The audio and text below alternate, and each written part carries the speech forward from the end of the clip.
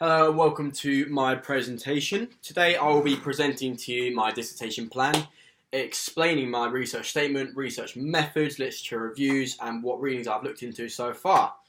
Also my case studies, what I have done so far and in the future, and of course my bibliography, to tie down my final topic, which is Crump, otherwise known as Kingdom Radically Uplifted Mighty Praise. I'll be focusing on the development and differences the dance style Crump has made from when it started compared to now. My research statement is investigating into how Crump has evolutionized, how Crump has evolutionized throughout the 90s to the present day. There's a diagram there. I chose this as my final statement research question because due to Crump fitting into the urban environment dance styles theme that I am studying at university, it makes it beneficial for me to be taking my urban dance interest into a style I have not covered over a degree, as it will broaden my knowledge as well as educate myself and others. The other options for the research question was, how has Crump developed between the 90s and now, or what differences do we see in Crump from when it started compared to now? But after reviewing them, I concluded I would not use them as I could not go into such depth and critically analyse as much as I can with my final choice of question. I'm going to carry out this research by using different methods of sourcing information. Here are my research methods here. I'm going to do this by using a list of bullet points which I'll follow. The research methods I've listed includes a textual analysis, where I will source out text surrounding Crump, whether it may be general facts about the style itself or quotations from the books or articles. I will also be proceeding with further research into the historical analysis of Crump, where I will source out information related to the questions such as where did Crump start, where was Crump originated, or its cultural history and statements of movement. I will also be doing dance on screen analysis, where I will continue to watch documentaries and other videos of Crump performers or even workshops. An example of a documentary specifically about Crump I've paid a lot of attention to is called Rise. There is a little poster of Rise there, which is spoken about in I've spoken about Rise a lot in my literature reviews due to the massive popularity and massive impact on the writers and of course dancers. Another research method I will continue to use is sourcing out information through interviews, where I will get a more close-up insight of Crump and its culture, and will broaden my knowledge and connect to my research question. I will also be creating questionnaires, surveys, and will take interviews with further research and understanding. And finally, I intend on watching live Crump performances and even taking part in Crump classes where I will achieve a greater understanding of the style's movements and maybe even find out why Crump has moved the way they do and how unique from other styles I feel by using just how unique the style is from other styles. I feel by using these research methods towards my dissertation, it will benefit the outcome massively due to the wide range of relevant strategies. From this brings me on to my literature review. When carrying out a literature review, I found multiple books, articles related to Crump that took my interest and certainly delivered the information I was looking for. The first article I read was titled African Dance as Healing Modality Through the Diaspora, the Use of Ritual Movement to Work Through Trauma, Crumping and Crump Dance. The article really stuck out for me because the author speaks about Crump and how it's used in an alternative against violence, drugs and gang activity, which I believe is very powerful, and also goes into strong depth about the evolution of Crump. Of course, that brings me back to the question and takes us back to the 90s where it all started in Los Angeles. The article also goes into great detail surrounding the documentary Rise Again and how it was such a great cause and helped people who are struggling, whether that be related to gang warfare, drugs or depression. The article also talks about spirituality of Crump and why it is used for mental health healing and personal growth. This particular article covers almost everything about Crump and has supplied me with a great deal of information and knowledge and really has been my favourite thing to read about Crump so far.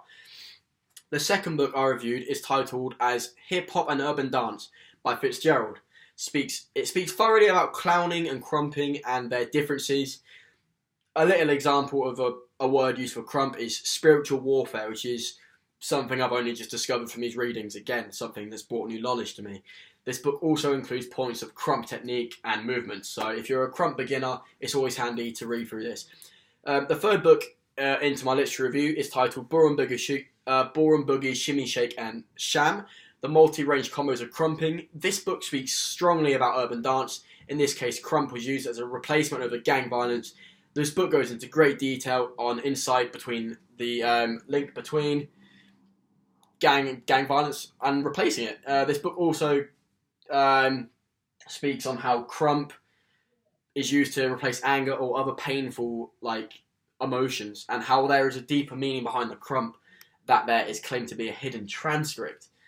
Anyway, this brings me on to the next readings. And for the final two books I have used in my literature reviews are Dancing as Voice by Lawrence N, documenting the black experience, essays on African history, culture and identity in non-fictional films, Dancing as Voice.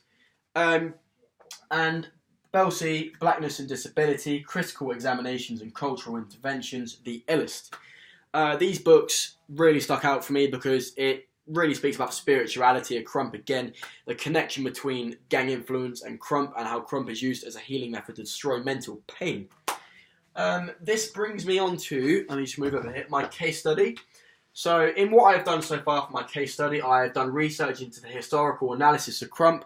So I've done a lot of research into how crump started, the originators, and where it started and how it's become so big. I have done dance-on-screen analysis surrounding crump by watching online performances and online documentaries. Again, this brings me back to Rise, which has been a massive influence in all the dance-on-screen analysis I've done. And I've done research into culture of crump and found out meanings behind the style and what makes crump unique. For me, I think crump's unique in my personal opinion because it's the most powerful style out there. It brings a real sense of rawness to the urban atmosphere. And it's different from other styles because it's more aggressive. You can really see the relation to gangs in crump, in my opinion, because each movement is sharp, it's aggressive, and the gestures as well. You can really see the anger and feeling of emotion in the crumper's face. I've watched a few online interviews of crump dancers, more in crump crews. So I actually watched an interview of some of the people on Stomp. It's not all crump-related movements in the production Stomp, but there's a lot of aggressive movements, and I've seen some of the interviews, and they really talk about how they don't need audio and electronic devices to use the music in that. Instead, they use their body to make the sounds, and for me, that again shows a real sense of spiritual well-being, and really you can see in their gestures that there's something deeper in them, there's a deeper sort of spirit in the way they perform.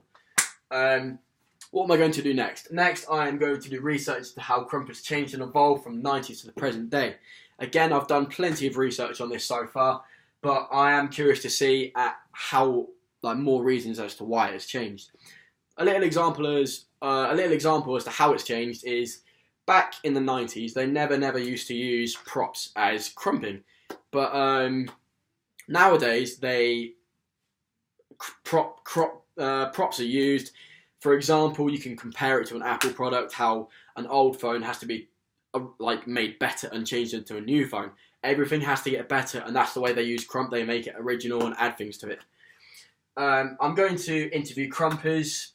I don't know which crumpers I'm going to interview yet. I haven't really got to that stage yet, but I intend on asking them what crump means to them, everything like that, why they perform, what their impact, inspiration is, and what brings their interest into such a broad range of styles.